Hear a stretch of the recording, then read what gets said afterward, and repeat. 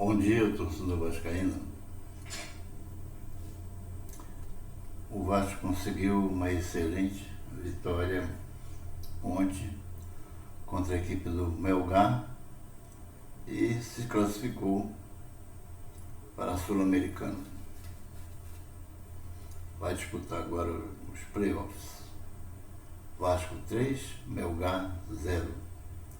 O que se observa é que o time do Vasco está crescendo com o Diniz. O Diniz está dando uma cara a esse time do Vasco. Embora apresente ainda defeitos, mas o time já toca mais a bola, já fica mais de posse de bola e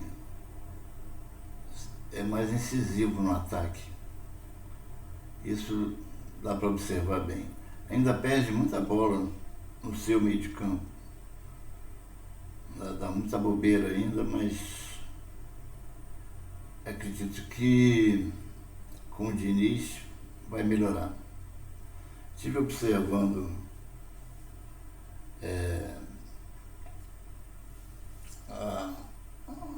a fala do Diniz, né? Quando se pergunta sobre o aproveitamento de jogadores da base.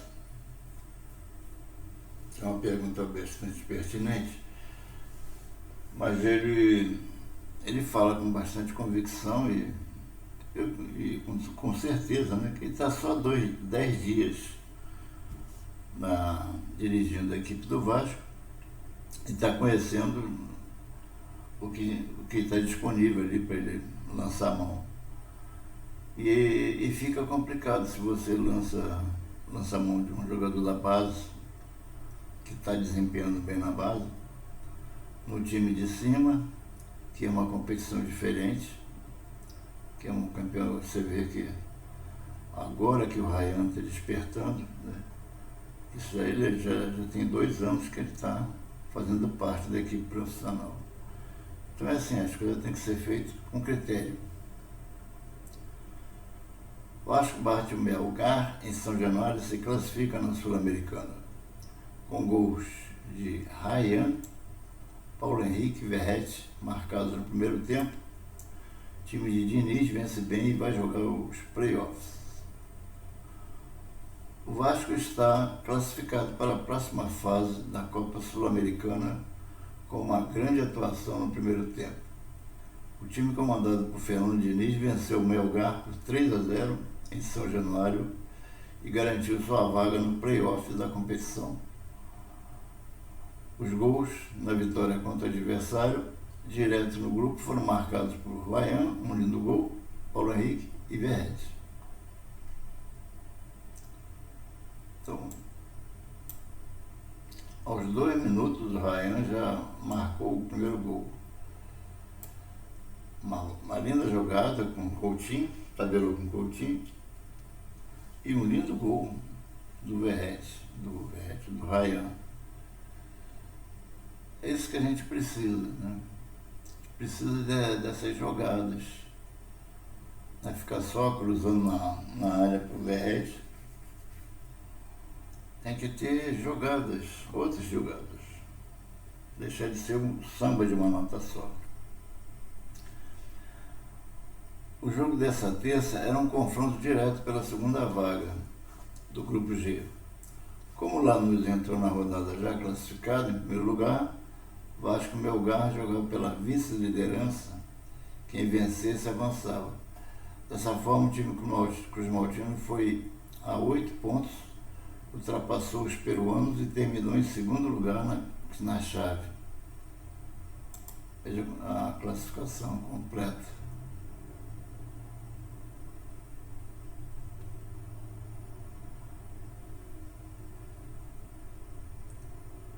Aqui você vê todos os grupos. O grupo do Vasco é o grupo G, né? Aí temos o Lanús,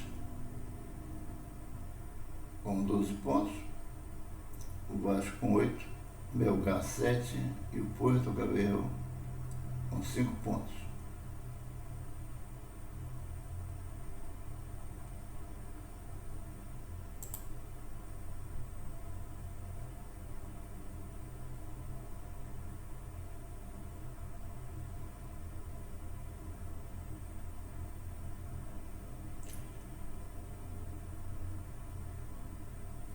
O jogo dessa terça era um confronto direto. Vai enfrentar quem? Nos playoffs, os segundos colocados dos grupos da Sul-Americana enfrentam os times que ficam em terceiro lugar em suas chaves na Libertadores. Não há sorteio. Então, o segundo colocado com melhor campanha em seu grupo na Sul-Americana pega o terceiro colocado com pior campanha da Libertadores. O segundo melhor encara o segundo pior. E assim por diante. Dessa forma, o Vasco só saberá seu adversário na quinta-feira, com a definição de todos os grupos das duas competições. O time carioca provavelmente será um dos piores segundos colocados da Sul-Americana, já que a uma rodada do fim, 3 grupos já tem 2 times com mais de 8 pontos. Primeiro tempo de manual. O Vasco decidiu o jogo no primeiro tempo, logo aos 2 minutos. Abriu o placar com um golaço de Ryan, chutando de chapa após tabela com Coutinho. O Melgar conseguiu equilibrar as ações e obrigou o Léo Jardim a fazer pelo menos 3 defesas difíceis, mas tudo chute fora da área. Mas o time de Fernando Diniz foi mais eficiente nos ataques e ampliou a vantagem com gols aos 32 e aos 43, marcados Paulo Henrique e Verratti, respectivamente. Aí está a comemoração do gol do Ryan com Coutinho. Uma bela tabela e chapando lá na bochecha da rede, né? No canto direito. Atuações do Vasco. PH, Ryan e Tietê e Léo Jardim são os melhores da vitória.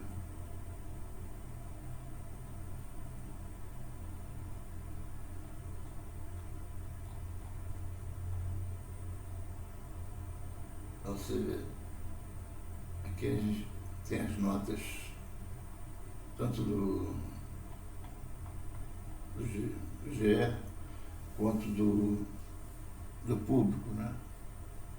O Léo Jardim saiu com nota do GE com 7,5 e o público 9,1. Paulo Henrique 8, 9,2. Puma entrou no segundo tempo,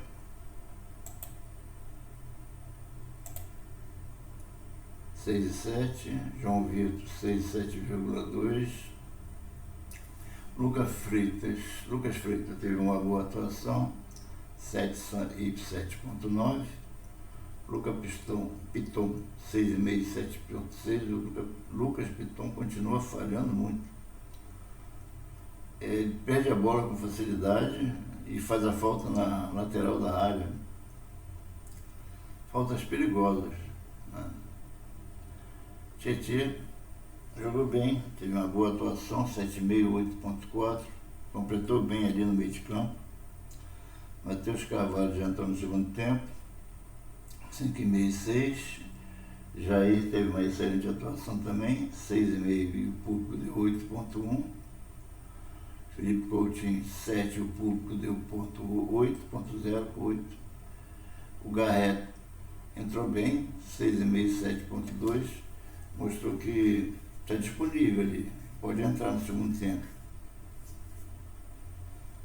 ali para substituir o Coutinho. Ryan teve uma boa atuação, excelente atuação, 8 e 8,8. Esse menino está crescendo, se observa que cresce muito, né?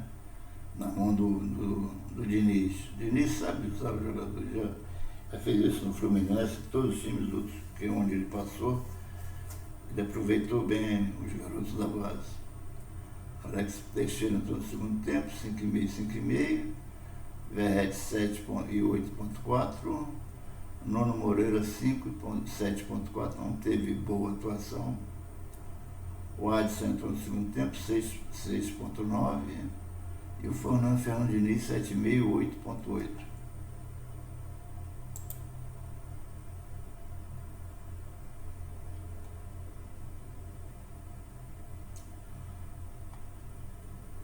E assim a gente está observando, pelo menos, que o time está crescendo, né? O time vem crescendo de produção na mão do Diniz, o que não acontecia com o Carille e não acontecia com o Felipe Loureiro, né? O Vasco agora volta a campo no próximo sábado, dessa vez pelo Brasileirão. A equipe enfrenta o Bragantino às 21 horas de Brasília, novamente em São Januário. O Bragantino está em quarto lugar, né? O jogo será válido pela 11ª rodada da competição.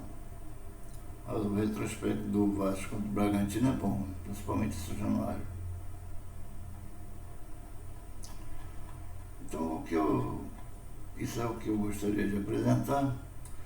Espero que tenham gostado. Não esqueça de dar o seu like.